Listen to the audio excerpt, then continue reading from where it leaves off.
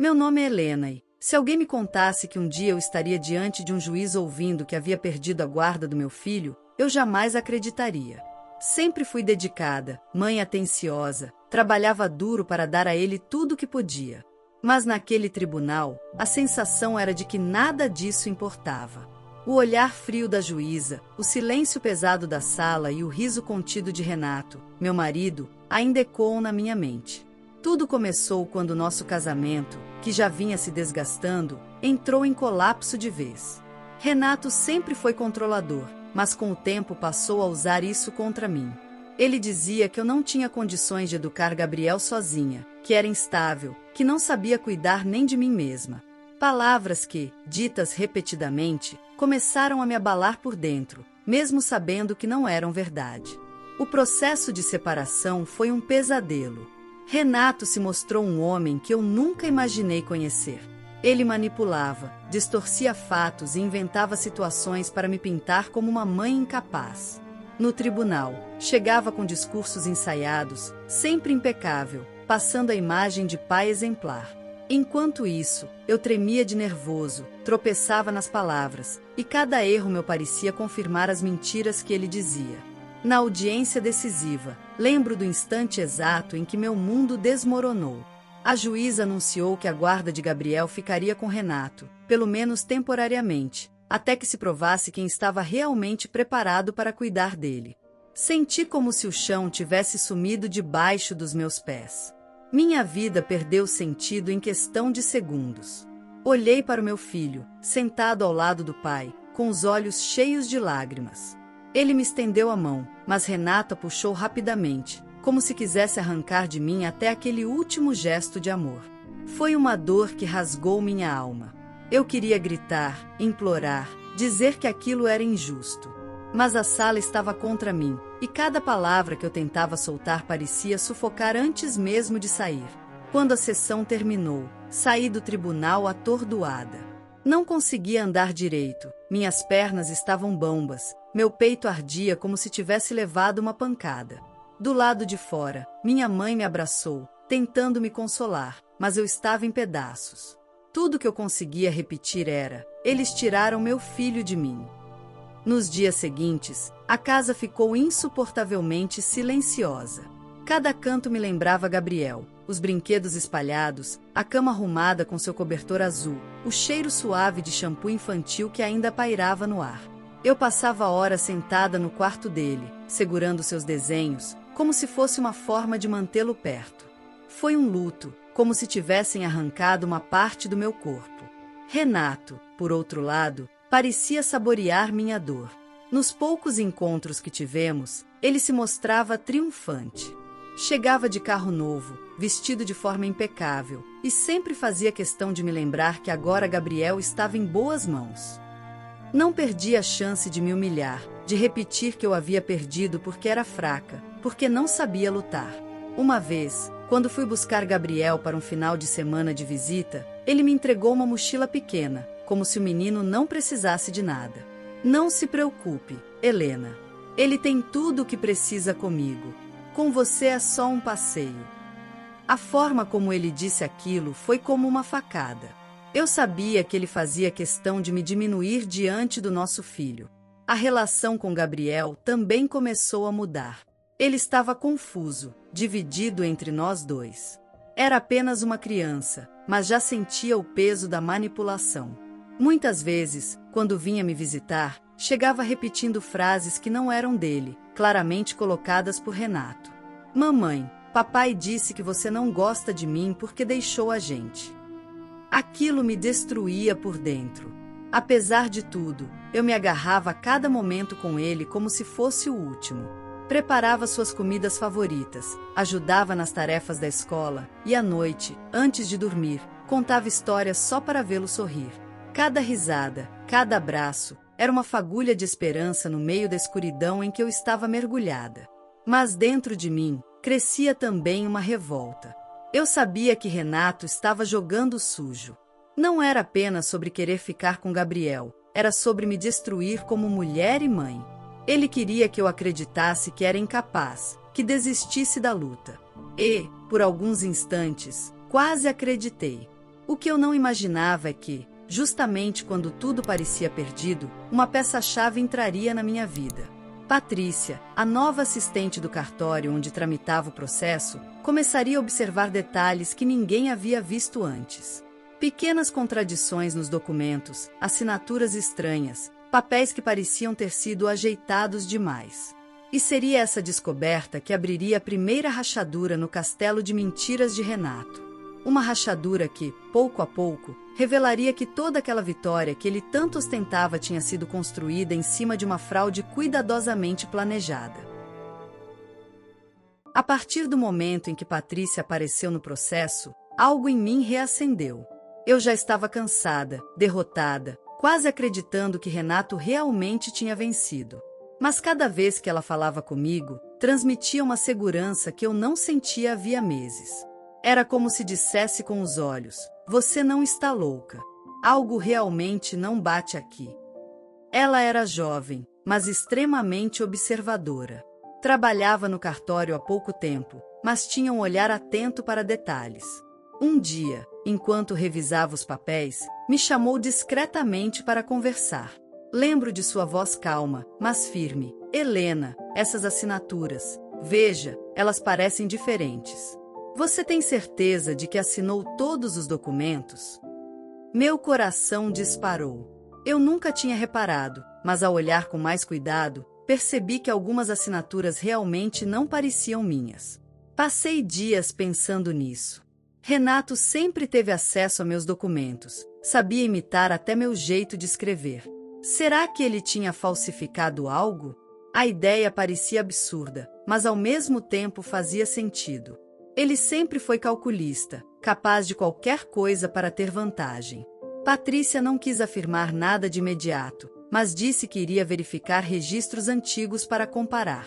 Enquanto isso, Renato continuava com seu teatro de pai perfeito. Ele postava fotos com Gabriel nas redes sociais, sempre ressaltando o quanto o menino estava feliz ao seu lado. A cada postagem, eu sentia como se fosse um recado direto para mim, uma forma de me ferir ainda mais. Eu tentava me manter forte, mas no fundo estava despedaçada. Uma das visitas de Gabriel foi particularmente dolorosa. Ele chegou cabisbaixo, sem o sorriso que costumava iluminar meu mundo. Perguntei o que havia acontecido, e ele respondeu em voz baixa: "Papai disse que você não consegue cuidar de mim porque vive triste." Aquilo me cortou em pedaços. Renato estava usando a minha dor como arma contra mim. Abraçá-lo foi a única resposta que encontrei. Certa noite, recebi uma ligação inesperada de Patrícia. Ela havia ficado até mais tarde no cartório e encontrou inconsistências nos documentos anexados ao processo. "Helena, há datas que não batem. Papéis foram protocolados em dias em que o cartório nem funcionava." Eu quase deixei o telefone cair. Era a primeira prova concreta de que havia algo errado. Minha mente voltou imediatamente para o tribunal. As palavras da juíza, as expressões de Renato, os olhares de superioridade. Será que toda aquela sentença havia sido baseada em papéis adulterados? Eu queria correr e denunciar imediatamente, mas Patrícia me orientou a ter cautela. Se Renato for realmente capaz disso, ele pode ter outras pessoas envolvidas. Precisamos de mais do que suspeitas, precisamos de provas sólidas. Os dias seguintes foram um turbilhão. Eu oscilava entre esperança e medo. Esperança de recuperar meu filho, medo de que Renato descobrisse que estávamos investigando. Passei a me sentir observada. Quando ia ao mercado, tinha a impressão de que alguém me seguia. Certa vez, recebi uma mensagem anônima no celular dizendo: "Aceite que perdeu, ou vai se arrepender." Até hoje não sei se foi coincidência, mas tudo apontava para Renato. Patrícia, no entanto, não recuou. Pelo contrário, parecia ainda mais determinada. Ela começou a juntar cópias, a comparar registros, a montar um dossiê silencioso.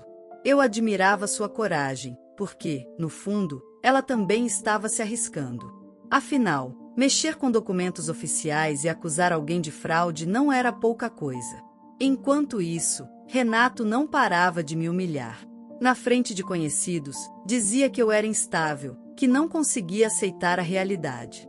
Uma vez, na saída da escola de Gabriel, fez questão de levantar a voz. Helena, pare de se fazer de vítima. O juiz viu a verdade. Você perdeu porque não sabe ser mãe. As outras mães ficaram em silêncio, algumas cochicharam, e eu quis desaparecer. Gabriel, envergonhado, se escondeu atrás de mim. Foi um dos piores dias da minha vida. Mas no meio daquela tempestade, Patrícia apareceu novamente com novidades. Havia encontrado uma contradição gritante, um documento em que Renato alegava ter entregue um requerimento em determinada data, mas no carimbo constava um funcionário que já não trabalhava no cartório naquela época. Era prova de que algo havia sido manipulado. Meu coração se encheu de uma esperança que há muito não sentia. No entanto, Patrícia foi clara: precisamos levar isso de forma correta. Se for apresentado da maneira errada, pode ser considerado inválido. E Renato pode escapar mais uma vez. Aquilo me deixou dividida. Eu queria justiça imediatamente. Queria gritar ao mundo que eu tinha sido enganada. Mas sabia que precisava agir com inteligência. Naquela noite, não consegui dormir. Fiquei andando de um lado para o outro no quarto de Gabriel, abraçando um de seus brinquedos. Pensava em como seria contar a ele que a verdade estava vindo à tona. Ao mesmo tempo, o medo me consumia. E se Renato descobrisse antes da hora? E se ele fizesse algo pior? Ele já havia me mostrado do que era capaz. Foi então que Patrícia sugeriu que eu marcasse um encontro oficial com meu advogado para apresentar as inconsistências. Ela mesma se ofereceu para estar presente, disposta a dar seu depoimento. Eu sabia que aquilo seria arriscado, mas também era minha única chance de recuperar meu filho e provar que não era a mãe incapaz que Renato pintava. E assim, com o coração acelerado e as mãos trêmulas, comecei a me preparar para o embate mais difícil da minha vida. Eu ainda não sabia, mas a revelação que estava prestes a vir à tona não apenas mudaria o rumo do processo, como exporia um lado obscuro de Renato que nem mesmo eu poderia imaginar. O dia da audiência complementar chegou mais rápido do que eu esperava. Meu coração batia como um tambor dentro do peito enquanto caminhava em direção ao fórum. Cada passo parecia ecoar o peso de todos os meses de humilhação, dor e injustiça. Ao meu lado, Patrícia segurava uma pasta grossa com cópias, carimbos e registros. Era nossa arma silenciosa contra Renato. Quando entrei na sala, vi Renato já sentado, elegante como sempre, com aquele olhar de superioridade que me perseguia até nos sonhos. Ele sorriu com desdém ao me ver, como se tivesse certeza de que mais uma vez sairia vencedor. Gabriel não estava presente, mas eu sabia que tudo que acontecesse ali decidiria o futuro dele. Respirei fundo e sentei, tentando conter minhas mãos trêmulas. A juíza iniciou a sessão revisando os papéis do processo. Renato falava com segurança, reforçando sua versão de que eu não tinha condições de criar meu filho. Suas palavras cortavam como facas, cada frase ensaiada para me pintar como uma mulher frágil, incapaz. Eu mantinha o silêncio, como combinado com meu advogado. O momento certo ainda estava por vir. Foi então que Patrícia foi chamada a depor. Eu vi o leve espanto de Renato, pois ele não esperava a presença dela. Com voz calma, mas firme, ela começou a relatar as inconsistências que havia encontrado. Mostrou documentos protocolados em dias que o cartório não funcionava, assinaturas que não correspondiam ao meu padrão, e até um requerimento registrado por um funcionário que não trabalhava mais na época. A sala ficou em silêncio absoluto. A juíza franzia o senho a cada detalhe apresentado. Renato começou a se remexer na cadeira, visivelmente desconfortável. Ainda tentou interromper, dizendo que tudo não passava de um equívoco, mas a juíza levantou a mão e pediu que ele aguardasse. Pela primeira vez, eu vi o medo em seus olhos. O advogado de Renato tentou desviar a atenção, afirmando que eu e Patrícia estávamos inventando uma conspiração para prejudicá-lo. Mas a juíza pediu os registros originais ao cartório. Patrícia, já preparada, entregou cópias autenticadas que confirmavam suas palavras. O peso das provas era inegável. Então veio o golpe final. Entre os documentos analisados, Havia um em que constava minha assinatura autorizando determinadas restrições no convívio com Gabriel. Eu nunca tinha assinado aquilo. A juíza, com olhar severo, comparou as assinaturas e chamou um perito para análise preliminar. O resultado foi devastador para Renato. Falsificação. Renato empalideceu. Sua máscara começou a cair diante de todos. Ele tentou levantar-se, dizendo que tudo não passava de um erro administrativo, mas a juíza o interrompeu de forma dura. Senhor Renato, estamos diante de uma fraude gravíssima. O senhor tem algo a declarar antes que eu encaminhe o caso para o Ministério Público? O silêncio que se seguiu foi ensurdecedor. Renato, antes tão confiante, agora suava, tentando encontrar palavras. Murmurou algumas desculpas, culpou terceiros, mas já não havia saída. Eu, do outro lado da sala, senti um alívio tão grande que as lágrimas escorreram sem que eu percebesse. Pela primeira vez em muito tempo, a justiça estava do meu lado. A juíza então suspendeu provisoriamente a guarda concedida a Renato, devolvendo-me o direito de cuidar de Gabriel até a conclusão da investigação. Eu quase não acreditei no que ouvi.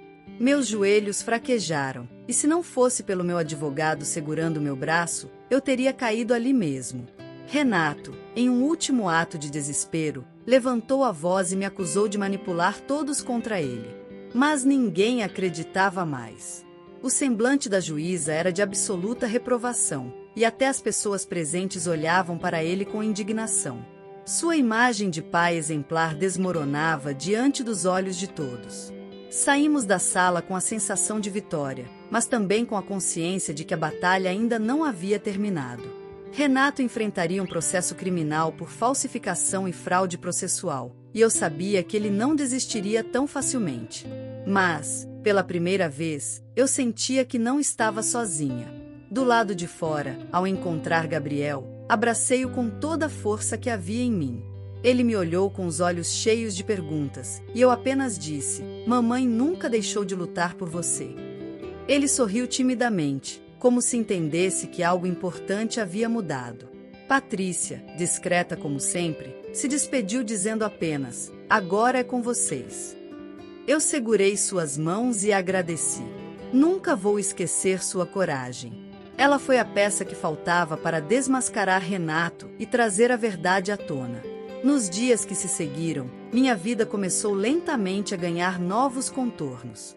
Ainda havia muita coisa a enfrentar: novas audiências, acompanhamento psicológico para Gabriel e as cicatrizes emocionais que levariam tempo para cicatrizar. Mas, pela primeira vez, eu não sentia mais medo. Renato, que sempre acreditou ser intocável, agora enfrentava a justiça. E eu, que ele tentou destruir, me levantava mais forte do que nunca. Aprendi que o amor de uma mãe, quando aliado à verdade, pode enfrentar até as maiores mentiras. E assim, ao olhar para Gabriel dormindo em paz ao meu lado, percebi que finalmente tínhamos conquistado algo maior do que a vitória judicial. Tínhamos reconquistado a esperança. A história de hoje chegou ao fim. E se você quiser mudar a sua história através de deliciosos brigadeiros gourmets, os tornando sua fonte de renda extra, ou até mesmo principal, adquira agora seu livro digital, que chegará no seu e-mail com mais de 80 receitas de brigadeiros por um preço ridiculamente barato. Você ainda ganha bônus sensacionais como planilha mágica de precificação, receitas bônus de outros doces e muito mais. E se não quiser fazer renda com seus brigadeiros, você pode simplesmente deixar seus amigos e familiares apaixonados por essas gostosuras. Clica no link da descrição ou do primeiro comentário desse vídeo e reserve agora seu livro digital. E não se esqueça de comentar qual lição você tirou dessa história. Também deixe um like no vídeo e se inscreva para não perder os próximos vídeos. Tchauzinho!